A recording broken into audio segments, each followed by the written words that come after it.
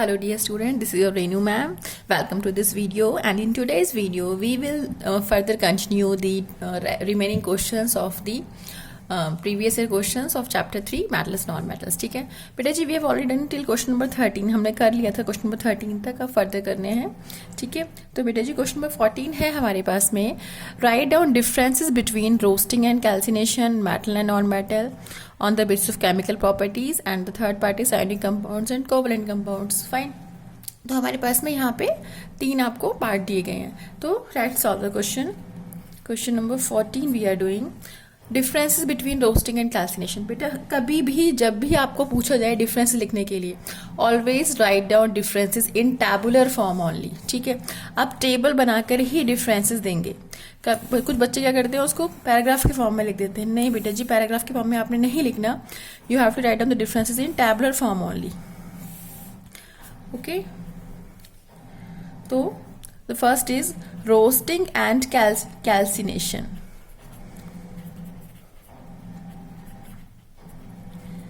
Okay, roasting and calcination. तो बेटा यहाँ पे आप देखेंगे रोस्टिंग एंड कैल्सिनेशन जब हम करते हैं, मतलब कि रोस्टिंग जो है वो किसके करते हैं, रोस्टिंग करते हैं बेटा सल्फाइड ओर की. ठीक है, रोस्टिंग के लिए सल्फाइड ओर जो है उसको ऑक्साइड में कन्वर्ट करने के लिए we will go for roasting, and for carbonate और we will go for calcination process. So simply in roasting what will we do? In roasting basically this process is carried out by heating the sulfide ore in the presence of air. ठीक है, यहाँ पे हम roasting में क्या करते हैं, roasting में हम सल्फाइड ओर को हीट करते हैं एयर की प्रेजेंस में. While in the calcination process we heat the ore, क्योंकि बेटा यहाँ पे कार्बोनेट ओर होती है. ठीक है, तो we here in calcination simply we heat the carbonate ore in the absence of air or limited supply of air. ठीक है, तो आप दोनों में से कोई भी वर्ड यूज कर सकते हो, और इसको लर्न करने के लिए आप ऐसे भी यूज कर सकते हो. बेटा कार्बोनेट ओर में C for carbonate, C for calcination. Carbonate ore में ऑलरेडी C जो फॉर्मूला होता है उसमें CO3 होता है कार्बोनेट के अंदर, है ना. तो आपके पास में यानी कि ऑक्सीजन उसके अंदर है ऑलरेडी, तो यहाँ पे हमें ऑक्सीजन की सप्लाई नहीं देनी है. ठीक है, जस्ट फॉर रिमेम्बरिंग कि आपको लर्न हो जाए. रोस्टिंग के अंदर यहाँ पे हम सल्फाइड और यूज करते हैं, तो उसमें ऑक्सीजन नहीं है, तो यहाँ पे आप उसको ऑक्सीजन देंगे. ठीक है, so here the first point is roasting. It is, we will write down, it is carried out by heating sulfide ore in the presence of air. ठीक है, एयर की प्रेजेंस में हम सल्फाइड ओर को हीट कर रहे हैं बेटा जी, किसके अंदर, रोस्टिंग के अंदर. जबकि कैल्सिनेशन की अगर हम बात करें, it is carried out by heating carbonate ore in the absence of air or oxygen. ठीक है, ये हम इस तरीके से लिखते हैं इसको. फाइन, तो रोस्टिंग में रोस्टिंग सल्फाइड ओर का करते हैं, और यहाँ पे हम ऑक्सीजन की प्रेजेंस में करते हैं. कार्बोनेट ओर का करते हैं बेटा जी कैल्सिनेशन प्रोसेस के, हम उसको कन्वर्ट करते हैं कार्बोनेट से, मतलब कि कार्बोनेट को हम ऑक्साइड, मेटल कार्बोनेट को मेटल ऑक्साइड में कन्वर्ट करते हैं. तो वहाँ पे हम कैल्सिनेशन प्रोसेस यूज करते हैं जिसमें हम हीट करेंगे इन द एब्सेंस ऑफ एयर. ठीक है, नाउ सेकेंड पॉइंट की बात करते हैं. हेयर इन रोस्टिंग बेटा जी sulphide ore is converted into oxide. Okay, here it is done to convert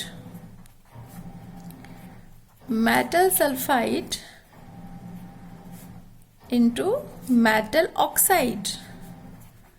ठीक है, और you can write down it is done to convert sulphide into oxide भी लिख सकते हो, बट मैं प्रॉपर मेंशन कर रही हूँ कि it is done to convert metal sulphide into metal oxide. बेटा कैल्सिनेशन है, आपको बताया था अभी हमने, कैल्सिनेशन में हमने क्या किया था, कार्बोनेट और ऑक्साइड में कन्वर्ट करते हैं. तो it is done to convert. ठीक है, और यहाँ पे मेटल सल्फाइड, एक सेकेंड को, मेटल सल्फाइड की जगह पे हम we will write down sulphide ore basically, क्योंकि हम ओर को यूज कर रहे हैं ना यहाँ पे. हाँ, तो roasting it is done to convert sulphide ore into metal oxide. जबकि आपके पास में कैल्सिनेशन में it is done to convert carbonate और इनटू मेटल ऑक्साइड। दोनों में हम उसे मेटल ऑक्साइड में कन्वर्ट कर रहे हैं, ठीक है। मेटल सल्फाइड भी है, मतलब जो है, अगर मेटल सल्फाइड लिखोगे तो आप गलत नहीं होगा, जस्ट बिकॉज क्योंकि वहां पे जब हम इक्वेशन लिखते हैं तो हमें मेटल सल्फाइड की फॉर्म में ही लिखते हैं उसको, ठीक है। एंड वन मोर थिंग, आप इसमें थर्ड अगर पॉइंट पूछा जाए तो आप एग्जाम्पल दे सकते हैं बेटा जी। ओके, तो थर्ड पॉइंट की बात करते हैं। रोस्टिंग बेटा हीट करते हैं सल्फाइड ओर को in the presence of air. Calcination में हीट करते हैं कार्बोनेट ओर को इन द एब्सेंस ऑफ एयर। यहाँ पे हम रोस्टिंग में कन्वर्ट कर रहे हैं सल्फाइड ओर को मेटल ऑक्साइड में, और we will write on metal sulphide को मेटल ऑक्साइड में। यहाँ पे will convert metal carbonate into metal oxide, ठीक है। अगर थर्ड पॉइंट की बात करें, in third point we will write on the example.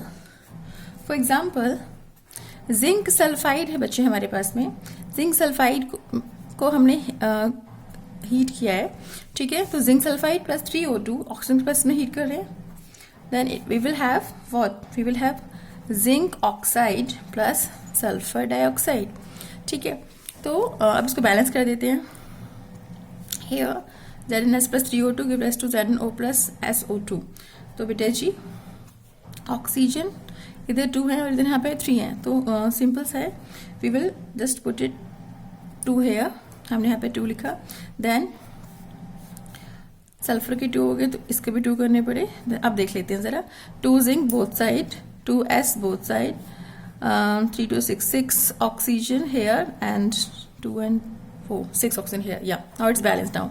तो जिंक सल्फाइड प्लस में ऑक्सीजन, ठीक है, give rise to zinc oxide plus में सल्फर डाइऑक्साइड।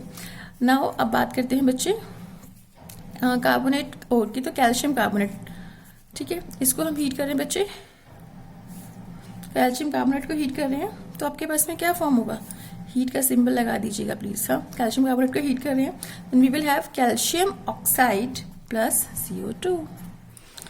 ओके, तो इस तरीके से लिखेंगे बेटा इसको हम। फाइन, तो रोस्टिंग हम सल्फाइड ओर का करते हैं, सल्फाइड ओर को मेटल ऑक्साइड में कन्वर्ट करते हैं, और हमने यहाँ पे एग्जांपल भी दी थी। ऐसे ही कैल्सिनेशन हम कार्बोनेट ओर का करते हैं in the absence of air, the word absence of air should be there, ठीक है। And here it is to be done to convert metal carbonate into metal oxide. हमने यहाँ पे आपको एग्जाम्पल में करके भी दिखा दिया है, ठीक है।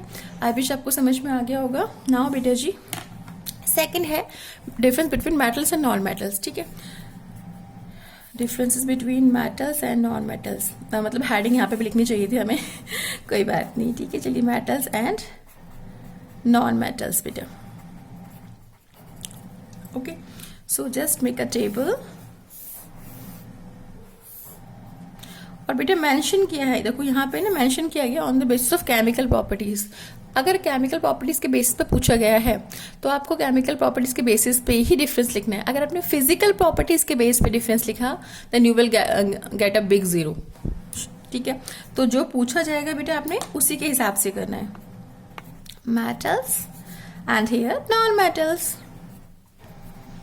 ओके, सो बेटा जी here in this metal non metal की बात करें, बेटा मेटल जो होते हैं वो आपके पास में इलेक्ट्रो पॉजिटिव होते हैं। कैसे इलेक्ट्रो पॉजिटिव होते हैं, देखो मेटल जो होते हैं बेटा वो इलेक्ट्रॉन डोनर होते हैं, ठीक है। कैसे, फॉर एग्जांपल सोडियम लेती हूँ मैं, सोडियम का एटम नंबर 11 28 कॉन्फिगरेशन के अगर 281, तो वो 1 इलेक्ट्रॉन डोनेट कर सकता है। क्योंकि उस पर से 1 इलेक्ट्रॉन निकल जाएगा डोनेशन के बाद, तो यानी कि वो क्या कर रहा है, उसके पास पॉजिटिव चार्ज बढ़ गया। क्योंकि बेटा number of electrons number of protons क्या होते हैं, दोनों सेम होते हैं, लेकिन जब इलेक्ट्रॉन दे दिया तो ऑब्वियसली प्रोटॉन का नंबर बढ़ जाता है, ठीक है, तो उसमें पॉजिटिव चार्ज आता है। तो सिंपल सी है, हम will write down metals, sorry it's not visible to you,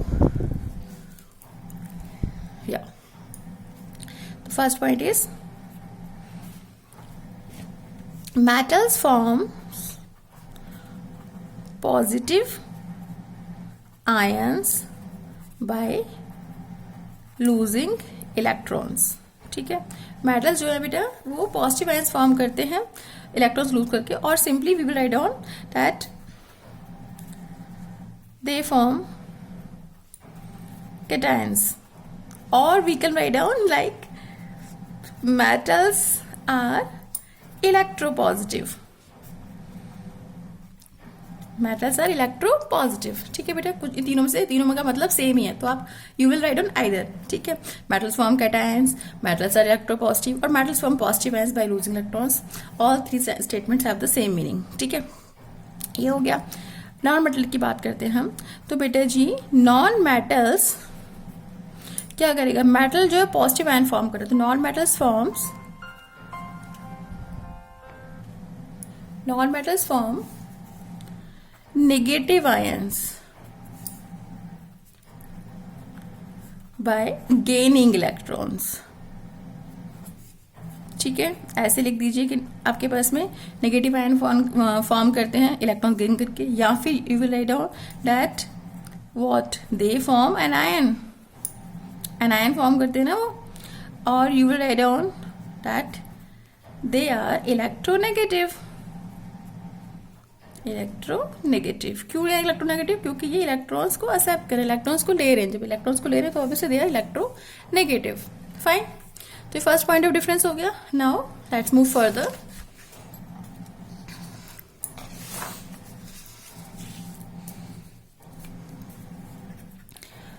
metals and non metals. ठीक है, टेबुलर फॉर्म में ही लिखेंगे बेटा जी, डिफरेंस हमेशा ध्यान रखेंगे इस चीज को।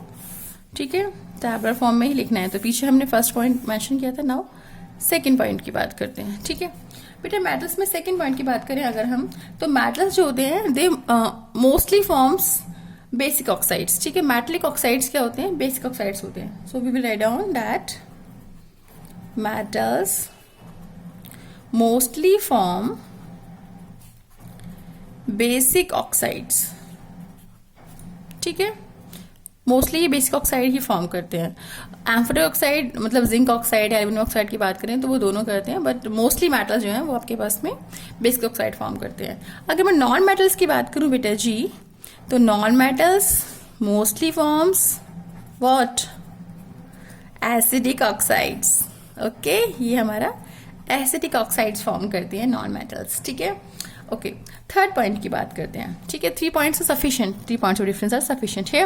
ओके, तो बेटा जी अगर हम बात करते हैं मेटल्स की, तो मेटल जो होते हैं mostly react with dilute acids to produce hydrogen gas. ठीक है, मोस्टली नाइट्रिक एसिड के साथ में सिर्फ मैग्नीज एंड मैग्नीशियम करता है आपके पास में, वो भी मतलब हाइड्रोजन गैस प्रोड्यूस करता है। ठीक है, तो ये हमेशा ही मतलब मेटल जो है ये क्या करेंगे, mostly react with acids, mineral acids to produce hydrogen gas, जबकि नॉन मेटल जो है वो हाइड्रोजन गैस प्रोड्यूस नहीं करते।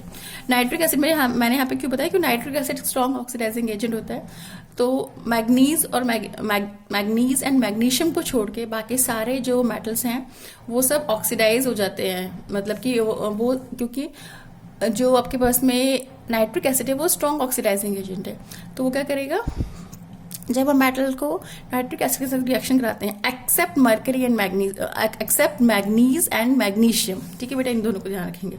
मैग्नीज एंड मैग्नीशियम को छोड़ के बाकी हम किसी भी मेटल को अगर नाइट्रिक एसिड के साथ में रिएक्शन कराएंगे तो वहां पे हाइड्रोजन गैस नहीं निकलती है। क्यों नहीं निकलती है? बिकॉज नाइट्रिक एसिड फटाफट हाइड्रोजन गैस को ऑक्सीडाइज करके वाटर में कन्वर्ट कर देता है और खुद रिड्यूस हो जाता है अपने किसी भी नाइट्रोजन ऑक्साइड में, चाहे वो नाइट्रस ऑक्साइड हो, चाहे वो नाइट्रोजन ऑक्साइड हो, चाहे वो नाइट्रोजन डाइऑक्साइड हो। ठीक है, चलिए, तो मेटल्स जो है वो क्या कर रहे हैं आपके पास में,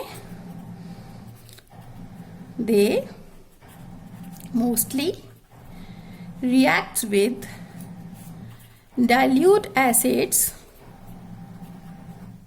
टू लिबरेट और to evolve whatever but you want to use कर सकते हो आप use to liberate hydrogen gas. ठीक है, यहाँ पे हाइड्रोजन गैस को लिबरेट करते हैं कौन? मेटल्स, जब वो एसिड से रिएक्शन करते हैं। जबकि बात करें नॉन मेटल्स की बेटा जी, तो they do not react with what? They do not react with dilute acids to liberate hydrogen gas. ठीक है, ये हाइड्रोजन गैस लिबरेट नहीं करते, ना ही ये एसिड के साथ में, डाइल्यूट एसिड के साथ में रिएक्शन करते हैं। ठीक है, तो here these are the points of difference between metals and non metals. ठीक है, पहला पॉइंट क्या बताया था आपको कि मेटल्स जो होते हैं वो कैटायन फॉर्म करते हैं, दे आर इलेक्ट्रोपॉजिटिव। ठीक है, नॉन मेटल बेटा इलेक्ट्रोनेगेटिव होते हैं एंड वो एनायन फॉर्म करते हैं। मेटल्स के जो ऑक्साइड फॉर्म करते हैं मेटल, मोस्टली बेसिक ऑक्साइड होते हैं, जबकि नॉन मेटल के ऑक्साइड मोस्टली क्या होते हैं बच्चे हमारे पास? एसिडिक ऑक्साइड्स होते हैं। ठीक है, मेटल जो है वो मोस्टली रिएक्ट करते हैं डाइल्यूट एसिड के साथ में, एंड लिबरेट हाइड्रोजन गैस, मतलब मैक्सिमम मेटल्स रिएक्शन करके कर देते हैं, ठीक है। नॉन मेटल की बात करें तो नॉन मेटल जो होते हैं they do not react with dilute acids and they do not produce hydrogen gas as well. Okay, चलिए बेटा जी अब थर्ड पार्ट करते हैं फटाफट, difference between ionic compounds and covalent compounds, ठीक है। तो बेटा जी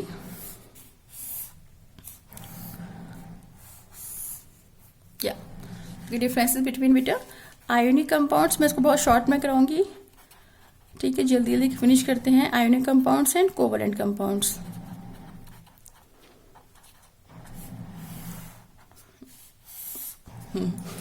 अनइवन डिफरेंस हो गया, ठीक है, चलिए कोई बात नहीं। हाँ जी बेटा, तो difference between ionic compounds and covalent compounds की हम बात कर रहे थे आपके साथ में। ओके, यहाँ पर क्या हो रहा है बेटा, ध्यान देंगे, आयोनिक कंपाउंड की बात करती हूँ। आयोनिक कंपाउंड के अंदर क्या होता है, प्रॉपर ट्रांसफर होता है इलेक्ट्रॉन्स का। जस्ट लाइक मैं आपसे कहूँ कि NaCl की मैं बात करूँ सोडियम क्लोराइड की, तो बेटा सोडियम क्लोराइड क्या होता है, ठीक है, सोडियम क्लोराइड जो है आपके पास में उसमें शिफ्टिंग हो रही है, ट्रांसफर हो रहा है इलेक्ट्रॉन का सोडियम से क्लोरीन की तरफ, है ना। तो Na+ बन रहा है, Cl- माने कि वो वहाँ पे आयोनिक कंपाउंड जो है वहाँ पे transfer of electrons actually takes place, जबकि कोवलेंट कंपाउंड में ऐसा कुछ नहीं, तो कोवलेंट कंपाउंड में शेयरिंग होती है, ठीक है। तो फर्स्ट पॉइंट तो मैं लिख सकते हैं आपके पास में, इन ionic compound transfer of electrons takes place from metal to non metal, ठीक है बेटा। मेटल से नॉन मेटल में इलेक्ट्रॉन ट्रांसफर हो रहा है। फॉर एग्जांपल बात करूँ Na+Cl-, तो हमारे पास में ये मैंने एग्जांपल भी दे दिया कि भाई इस तरीके से Na इलेक्ट्रॉन को दे रहा है, Cl क्लोरीन इलेक्ट्रॉन को एक्सेप्ट कर रहा है, तो NaCl जो कंपाउंड फॉर्म हो रहा है आयोनिक कंपाउंड, उसमें आपके पास में कंप्लीट ट्रांसफर हो रहा है बेटा इलेक्ट्रॉन्स का। कोवलेंट कंपाउंड की बात करें तो यहाँ पे क्या होता है बच्चे, in covalent compounds sharing of electrons takes place, sharing of electrons among atoms of elements you can write down like this, among atoms of elements takes place। बेटा यहाँ पे शेयरिंग हो रही है किसके अंदर, covalent compound. For example CH4 methane ले लिया मैंने एग्जाम्पल के तौर पे, ठीक है, एग्जाम्पल के तौर पे, यहाँ पे एग्जाम्पल के तौर पे मैंने NaCl ले लिया था। तो CH4 में है, यानी कि कार्बन की वैलेंसी 4 है, तो कार्बन के 4 इलेक्ट्रॉन्स 4 हाइड्रोजन के साथ शेयरिंग कर इलेक्ट्रॉन्स की बॉन्ड फॉर्मेशन के लिए, ठीक है ना। तो यहाँ पे कोवलेंट कंपाउंड के अंदर बेटा शेयरिंग होती है, दोनों की बराबर बराबर, है ना। तो यहाँ पे आयोनिक कंपाउंड में क्या होता है, शिफ्टिंग होती है, मतलब कि मेटल देता है और जो नॉन मेटल है वो एक्सेप्ट कर लेता है, ठीक है, इस तरीके से चलता है। सेकंड पॉइंट की बात करते हैं फटाफट, ये तो फर्स्ट पॉइंट हो गया हमारा, इसे फटाफट फिनिश करते हैं बेटा जी। चलिए हाँ जी, नाउ बच्चे अब हम बात करते हैं सेकंड पॉइंट की। अगर हम सेकंड पॉइंट की बात करें बेटू तो ध्यान से समझेंगे, यहाँ पे हो क्या रहा है आपके पास में, देखो आयोनिक कंपाउंड में शिफ्टिंग हो गई, प्रॉपर शिफ्टिंग हो रही है, ट्रांसफर हो रहा है, ठीक है। अच्छा, क्योंकि यहाँ पे प्रॉपर ट्रांसफर हो रहा है, ठीक है, और दोनों अपनी जो स्टेट है उसे प्रॉपर अटेन कर रहे हैं, मतलब कि ऑक्टेट को कंप्लीट कर रहे हैं, ठीक है। तो उस केस में क्या होगा, आयोनिक कंपाउंड जो होता है बेटा, इनके बीच में स्ट्रॉन्ग फोर्स ऑफ अट्रैक्शन होती है, ठीक है, यानी कि they possess, ionic compounds possess strong force of attraction among atoms of its compound, उसका कंपाउंड है उसके जितने भी एटम्स हैं उनके बीच में बच्चे क्या हो रहा है, स्ट्रॉन्ग फोर्स ऑफ अट्रैक्शन आपको देखने को मिलेगा। यहाँ पे बच्चे क्या होता है, वीक फोर्स ऑफ अट्रैक्शन होता है कोवलेंट कंपाउंड में, वीक फोर्स ऑफ अट्रैक्शन, ठीक है। बच्चे आयोनिक कंपाउंड जो होता है they have high melting and boiling point, high melting point होता है इनका एंड हाई बॉइलिंग पॉइंट होता है। ऑब्वियसली क्यों होता है बताओ मुझे, high melting high boiling point क्यों होता है, अरे बेटा जी जब फोर्स ऑफ अट्रैक्शन बहुत स्ट्रांग है तो उस फोर्स को ब्रेक करने के लिए, ठीक है, यानी कि आपको उसे मेल्ट कराना है या फिर आपको उसको बॉयल करना है, तो उसके लिए बहुत ज़्यादा आपके पास में टेम्परेचर हाई करना पड़ता है। तो they have high melting point, high boiling point. जबकि कोवलेंट कंपाउंड जो होता है they have low melting point and low boiling point, ठीक है। आई विश आपको समझ में आ गया होगा ये, ठीक है। बाकी अगर हम बात करें आयोनिक कंपाउंड जो होते हैं बच्चे हमारे पास में इन molten form and in aqueous form they basically conduct electricity. तो आयनिक कंपाउंड इलेक्ट्रिसिटी कंडक्ट करते हैं। अगर मैं कहूँ मेरे पास सॉल्ट, आयनिक कंपाउंड सॉल्ट ले लिया, सिंपल कॉमन सॉल्ट जो आप घर में खाते हो, ठीक है, तो आपने NaCl लिया, उसे वाटर में डिसॉल्व किया, तो बेटा वो इजीली उसमें से अगर आप करंट को फ्लो कराना चाहो then you will be able to do it. लेकिन कोवलेंट कंपाउंड के अंदर करंट फ्लो नहीं करते, they do not conduct electricity in aqueous form और इन मोल्टन फॉर्म, दोनों में से कहीं पे भी ये, चाहे एक्वस फॉर्म में हो चाहे मोल्टन फॉर्म में हो, ये आपके पास में कोवलेंट कंपाउंड जो है वो इलेक्ट्रिसिटी को कंडक्ट नहीं करते हैं, जबकि आयनिक कंपाउंड करते हैं। तो मैंने 4th पॉइंट आपको एक्स्ट्रा बता दिया, but 3 points are more than sufficient. Fine, चलिए फटाफट आगे चलते हैं बच्चे, लास्ट क्वेश्चन करते हैं because otherwise video will be too lengthy. या तो बेटा जी, here in this question number 15, name the method used for refining of impure copper. What would you take as anode, the cathode and the electrolyte? अच्छा, आपसे पूछा गया है question number 15 के अंदर कि कौन सा मेथड यूज करेंगे आप रिफाइनिंग ऑफ इम्प्योर कॉपर के लिए। बेटा कॉपर जो है वहां पे हम करते क्या है, कॉपर जो है मेनली वो आपके पास में किस फॉर्म में मिलता है बच्चे, Cu2S, कॉपर सल्फाइड की फॉर्म में मिल रहा है आपको, ठीक है। इसको copper, I think copper glass भी बोलते थे। तो बच्चे ये जो है ये आपके पास में ओर है। अब इस ओर से, ठीक है, इस ओर से पहले हम इस ओर क्या करते हैं, रोस्टिंग करते हैं, ठीक है। रोस्टिंग करेंगे तो सल्फाइड ओर को क्या करेंगे हम बेसिकली मेटल ऑक्साइड में कन्वर्ट करेंगे। फिर फर्दर, ठीक है, फिर फर्दर आपके पास में reaction will take place and हम जो मेटल ऑक्साइड जो होगा उससे हम मेटल को एक्सट्रैक्ट कर लेंगे। मेटल जो मिला बच्चे वो भी अभी क्या है, इम्प्योर। तो हमें वही पूछा कि वो जो मेटल मिला, इम्प्योर मेटल मिला, इम्प्योर कॉपर मिला, तो इम्प्योर कॉपर को रिफाइन करने के लिए हम कौन सी टेक्निक यूज करते हैं। तो here to refine impure copper we will use electrolytic refining. Okay, तो यहाँ पे मेथड का नाम कौन सा आएगा बेटा, तो मेथड रोस्टिंग नहीं आएगा यहाँ पे, क्योंकि यहाँ पे ये नहीं पूछा है कि कॉपर की ओर से आप कॉपर कैसे एक्सट्रैक्ट कर रहे हो, किस मेथड से। यहाँ पे पूछा गया आपसे इम्प्योर कॉपर को रिफाइन किस मेथड से करेंगे। तो मेथड कौन सा होगा बेटा जी, इलेक्ट्रोलाइटिक रिफाइनिंग। ओके, अगर पूछा जाता है कॉपर की ओर से कॉपर कैसे एक्सट्रैक्ट कर रहे हो, तो वहां पे हम रोस्टिंग लिखने वाले हैं। लेकिन यहाँ पे इम्प्योर कॉपर से पूछा है, इम्प्योर कॉपर की रिफाइनिंग पूछी है, तो टेक्निक का नाम क्या होगा बच्चे, इलेक्ट्रोलाइटिक रिफाइनिंग। इलेक्ट्रोलाइटिक रिफाइनिंग, ठीक है, ये हमारे पास में टेक्निक का नाम हो गया। Electrolytic refining is use to extract और to refine, basically to refine impure copper, ठीक है। तो इम्प्योर कॉपर को आपने, इम्प्योर कॉपर से प्योर कॉपर बनाने के लिए जो हम यहाँ पे टेक्निक यूज करते हैं बेटा जी, that is known to be electrolytic refining, ठीक है। अब इसमें करते क्या है, देखिए फटाफट मैं इसका जल्दी से डायग्राम बना दे रही हूँ, मतलब रफ डायग्राम, सॉरी है नॉट फेयर, जल्दी से बना दे रही हूँ बेटा जी। ओके, हमने कंटेनर ले लिया है। ओके, नाउ बेटा जी इसमें हमने यहाँ पे इस क्वेश्चन में 15 को बेटा जी हम नेक्स्ट वीडियो में कंटिन्यू करेंगे। Okay, till then bye.